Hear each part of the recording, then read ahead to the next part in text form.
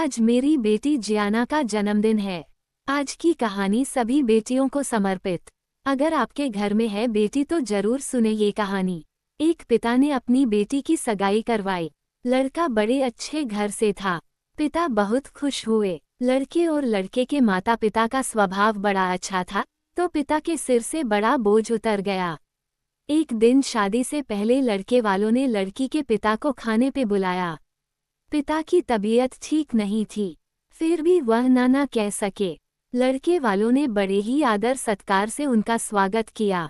फिर लड़की के पिता के लिए चाय आई। शुगर की वजह से लड़की के पिता को चीनी वाली चाय से दूर रहने को कहा गया था, लेकिन लड़की के होने वाली ससुराल घर में थे, तो चुप रहकर चाय हाथ में ले ली। चाय की पहली चुस्की लेते ही वो चौंक से गए। चाय में चीनी बिल्कुल ही नहीं थी और इलायची भी डली हुई थी। वो सोच में पड़ गए कि ये लोग भी हमारी जैसे ही चाय पीते हैं। दोपहर में खाना खाया, वो भी बिल्कुल उनके घर जैसा। दोपहर में आराम करने के लिए 2 तकिए, पतली चादर। उठते ही सौंफ का पानी पीने को दिया गया। वहां से विदा लेते समय उनसे रहा नहीं गया तो पूछ बैठे, मुझे क्या खाना है, क्या पीना है, मेरी सेहत के लिए क्या अच्छा है, ये परफेक्टली आपको कैसे पता है? तो बेटी की होने वाली सास ने धीरे से कहा कि कल रात को ही आपकी बेटी का फोन आ गया था।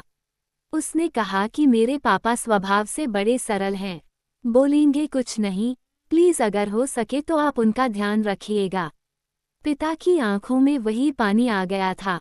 लड़की के पिता जब अपने घर पहुंचे तो घर के हॉल में लगी अपनी स्वर्गवासी मां के फोटो से हार निकाल दिया। जब पत्नी ने पूछा कि ये क्या कर रहे हो, तो लड़की के पिता बोले, मेरा ध्यान रखने वाली मेरी मां इस घर से कहीं नहीं गई है, बल्कि वो तो मेरी बेटी के रूप में इस घर में ही रहती है। और फिर पिता की आंखों से आंसू छलक गए। वो फफक कर रो पड़े। दुनिया में सब कहते हैं न कि बेटी है, एक दिन इस घर को छोड़कर चली जाएगी, मगर मैं दुनिया के सभी माँ बाप से ये कहना चाहता हूँ कि बेटी कभी भी अपने माँ बाप के घर से नहीं जाती, बल्कि वो हमेशा उनके दिल में रहती है।